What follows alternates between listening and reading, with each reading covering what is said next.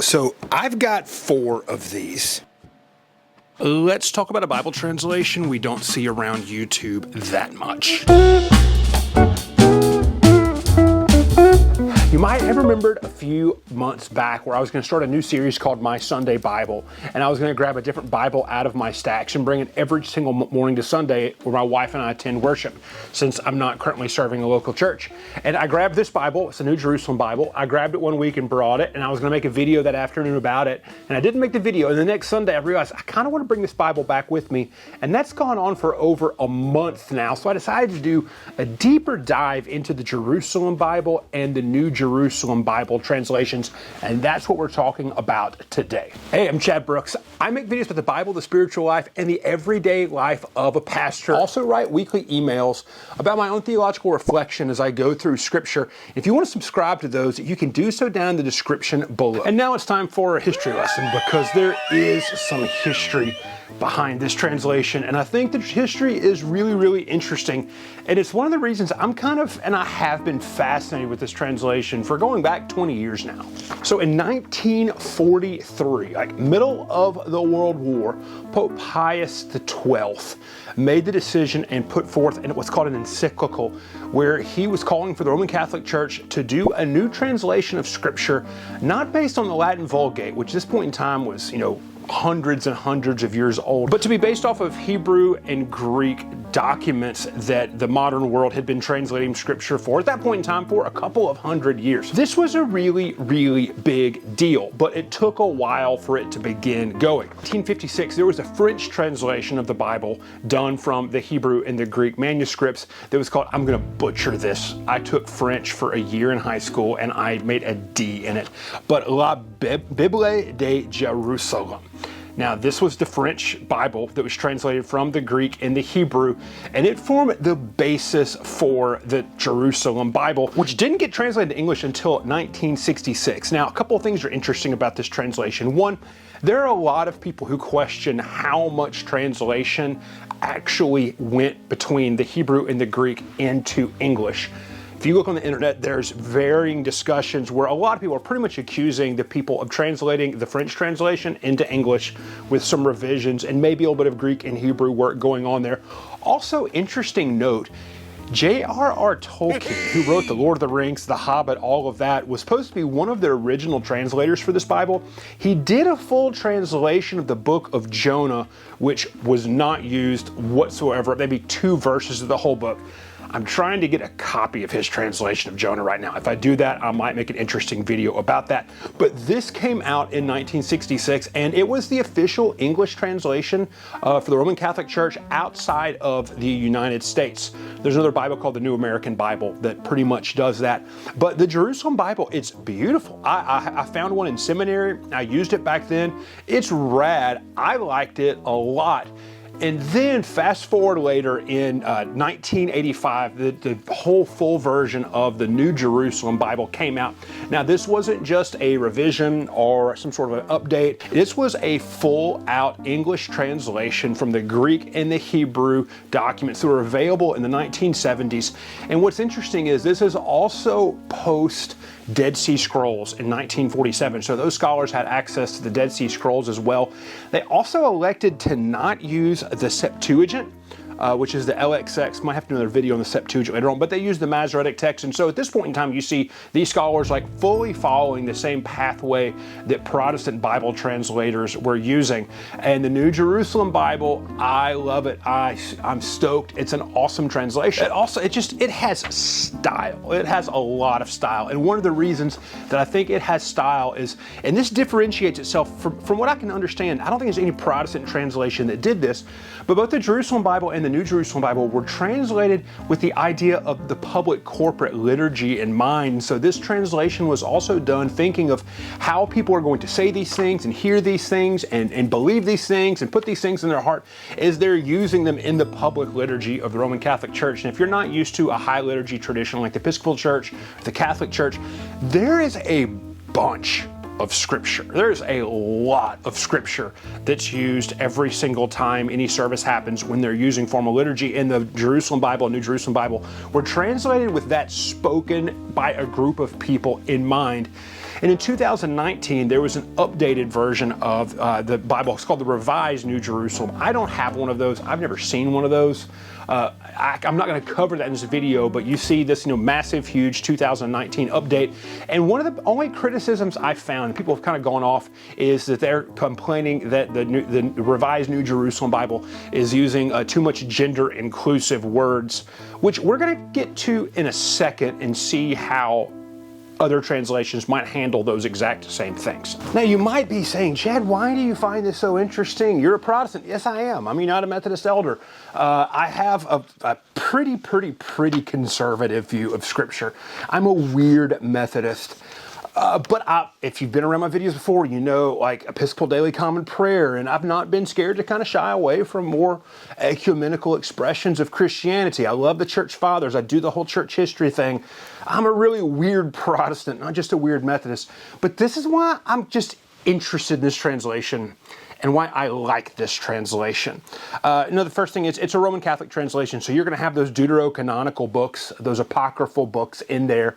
I've made a joke before on a short about when a person in my church found out that what she called the bad books were in our big, huge altar Bible, which was a King James, because the King James Bible has those books translated in as well. There's also an ESV version of all the Deuterocanonicals, but it's in there. So don't be surprised if you see this. It's in there. But I'm not scared of the Deuterocanonical books. I don't elevate them as much as I would the Gospels or the Prophets or the Book of Psalms or any of that kind of stuff. But I'm not worried about that. That's the best way. I'm not worried about that.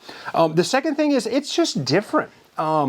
In a way I can't describe. It's pretty. It might be the fact that it was translated with them realizing that this is going to be spoken out loud in worship.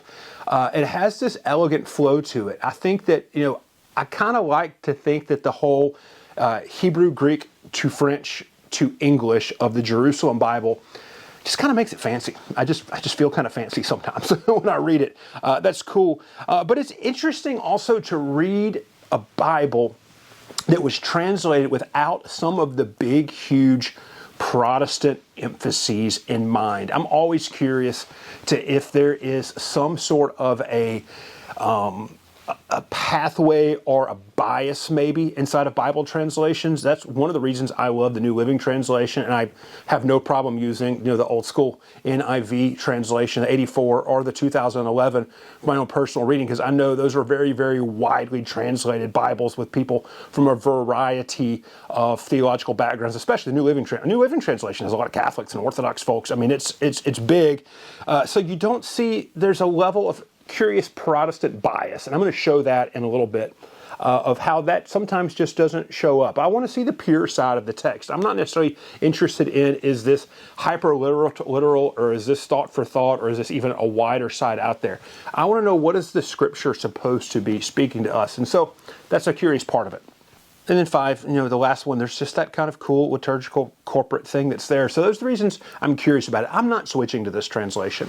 But when I was in seminary and we were studying inductive Bible study, we were taught to have multiple translations in front of us at the same time. When I was at Asbury, you took inductive Bible study before you took Hebrew and Greek in your exegesis classes. It was a way for us to learn how to really study the text and what the text might be telling us before we knew the languages. And, you need 2 or 3 or 4 different translations to do that. I came across the New Jerusalem and Jerusalem Bible in seminary when I was trying to find translations that were different to use inside of my inductive Bible study classes. So how do we actually see this translation perhaps as a different translation?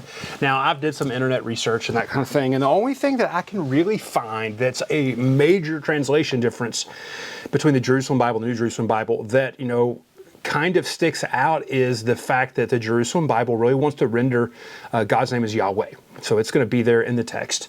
They call it the tetragrammaton. That's the only kind of big difference. But what I did do is I kind of pulled up a couple of Bible verses that we might be used to, and just to show you side by side, what is it going to look like between the NIV, between the Jerusalem Bible and the New Jerusalem Bible. The first one I pulled up was John 3:16, the classic, the one that everybody is going to memorize as a kid. And as you see this slide that's up on the video right now, this pretty much looks the same. It's not going to look odd. There's nothing there to be worried about.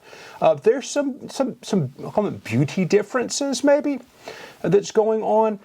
There's just a little bit of stuff. I do find it's interesting that, the parish does not show up in the Jerusalem Bible, but just does show up in the New Jerusalem Bible. I think it's interesting the Jerusalem Bible says lost. And that's a funny way. As a preacher, I could have a lot of fun with that. Let's just put it that way. But we see belief is in there. But yeah, so you see the difference. Now let's go into one of those differences that we talked about with Protestant, especially when Protestant translations might really have a unique doctrinal focus. In Ephesians 1 verses 4 and 5, this is where a lot of the predestination type piece might come into play. And so you see there, the NIV, JB, New Jerusalem Bible. Maybe I should have picked something like NASB or ESV to see the difference, but I live in NIV land right now. So I did that. Yeah, you could go to your own Bible and figure out what the difference is between that.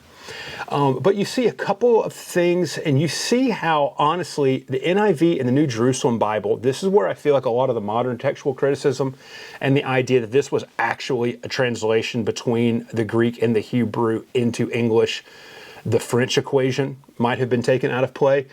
You see those line up pretty heavy. I love the holy and faultless or holy and spotless that we see, rather than holy and blameless. And blamelessness is just a word that I'm taking so many notes on in my own Bible study. I find that to be an interesting concept. Now, but what's interesting is where this kind of pops out is this idea of predestination and adoption. So we see, this is in verse 5. In NIV, in love, he predestined us for adoption to sonship through Jesus Christ. In the Jerusalem Bible, says determining that we should become his adopted sons through Jesus Christ. And the whole verse 5, for his own kind purposes, in accordance with his pleasure and will. And then we see a New Jerusalem Bible marking us out for himself beforehand to be adopted sons through Jesus Christ. Such was his pleasure and good purpose. Now, what's interesting is all three of those Bibles are talking about sonship. Now, I went in and did a little bit of work here because I was just curious with the whole gender inclusive statement. I went into Accordance, the Bible software I use all the time. I found out a couple things. Number one, anything about people, like sonship, daughter, humanity, all that kind of stuff, is not in the Greek text. It's not there. Instead, what we really find is, there's this idea, and the NRSV says he destined us for adoption as his children through Jesus Christ. I think that's actually probably a more accurate translation because we're pulling any sort of sons, daughters, children, all of this from the Greek word for adoption, which is in there. I worked on this. It's been 15 years since I've had to deal with Greek in a classroom setting. My Greek pronunciation is absolutely horrid. But it's this Greek word, theon. Now, you can correct me in the comments. I'm wrong. But this word, grammatically, in the Greek New Testament, is a feminine singular noun. It does not have any gender attached to it. Translations are the ones that are actually pulling that gender inside of it. And so some of the critique that the Revised New Jerusalem Bible might be taking towards more gender inclusive language. And when I talk about this, don't assume any sort of like crazy 2025 understandings of this argument. This is literally, let's be accurate. And I know in some ways, this is the stuff I did not communicate maybe the best in my ESV video from all those years ago. But we see that through line, that happens in the majority of Protestant translations to do this as sonship. We see that carried through in the New Jerusalem Bible. So if you're curious about, what does this actually look like? How does this work compared to other translations? There's a really good example. And you can pull through the whole thing and see more examples if you want to. But for the most part, I would say if you did not know this Roman Catholic translation, you would not be reading this saying, hey, this sounds like a Catholic Bible. So next, what we're going to dig into is these 4 different editions that I have. I've acquired these over the course of 20 years. One of them I bought like 20 years years ago, my first year in seminary. Another one I found was the only Jerusalem Bible I found in a stack of books that was to be thrown away in a church that I was working in from their library. And then the cool leather one, I think I got it from my dad. I think my dad had it in his office somewhere, and it came from the pastor before him. And then I found this super, super cool hardback version of the New Jerusalem Bible in a church I was cleaning out that had been closed just a couple of months ago. It was like underneath the pastor's desk in the office. So if you want to Bible nerd out, these are actually some pretty cool ways to do it. The first one I'm going to show you is this. This is the Jerusalem Bible. This is the only one I have that's the Jerusalem Bible. I found this one in a church closet of things they were going to throw away. This is a Doubleday edition, which many of these ones I have are. When we open this up, it's just, kind of basic. It's there, it's cool, it's yellowed, like just the right amount. I love old books to get yellowed. It's single column. I really dig how they have the verses on this side. You could straight wide margin this thing if you wanted to. I've thought about recovering this Bible because I like it so much, but honestly, the color and the cover is solid enough as it is. My recovering would just be, see, this Epworth United Methodist Church. This is the church that used to be the church that I worked at back in the day. All of these have the Jerusalem cross, which I'm a little partial to because I have the tattoo of the Jerusalem cross. I got that in Jerusalem. The forward information is interesting because it shows just some of the translation style. And if you wonder where are the deuterocanonical books or the apocryphal books, that kind of stuff, you'll find in the table of contents, they have them kind of stuck almost, where they might belong inside of the categories of, Pentateuch, historical, wisdom, prophets, all that sort of thing. And they've got some awesome extra stuff you see in there. And it also shares that some of the editions have not admitted the deuterocanonical books. And so they're really trying to figure out this different. We cannot assume one thing about all Catholic Bibles. That's the case. And so you just kind of see this. We're inside of the Maccabees right now, one of the Deuterocanonicals, Psalms. This is an easy reading Bible. Like this would not be difficult whatsoever at all to go through. Now here is the Doubleday edition. This is a genuine leather, I'm pretty sure, because this is a great Bible. This is the one I've been carrying to church on Sunday morning. And this is New Jerusalem. All the rest of these are New Jerusalem. But you should see, this is a solid, just kind of larger print, thin line edition. Now I'm going to see me it shows this here. Now what was so interesting is one of these Bibles, when I did that Ephesians work, was putting some of those words, and this is just kind of not a translation decision necessarily, but it was putting some of these pieces, and I'm not touching these Bibles at all. Yeah. So it's putting some of these italicized, almost like this is some sort of liturgical thing, or maybe a song or a poem. I don't know. I thought that was interesting. I don't recall ever seeing a Bible put that Ephesians piece inside of like this. But this is cool. And I'm saving the best for last. The next one is, this is the Reader's Edition New Jerusalem Bible. This is the one I bought in seminary, a cheap paperback to use for inductive Bible study classes. Like a lot of cheap paperback books, you see, this is, I would call this somewhat difficult to read. I mean, it's a thick Bible. It's a big boy. Like that's a monster right there. You see what would I pay for this? It's Cokesbury. $29.95, $30 for a paperback Bible. When I was in seminary, that was expensive. I can't believe I paid $30 for this. Look on Amazon, you can find this a lot cheaper. The paper's not so good with this. It's starting to yellow, but then again, I've had this for 20 years.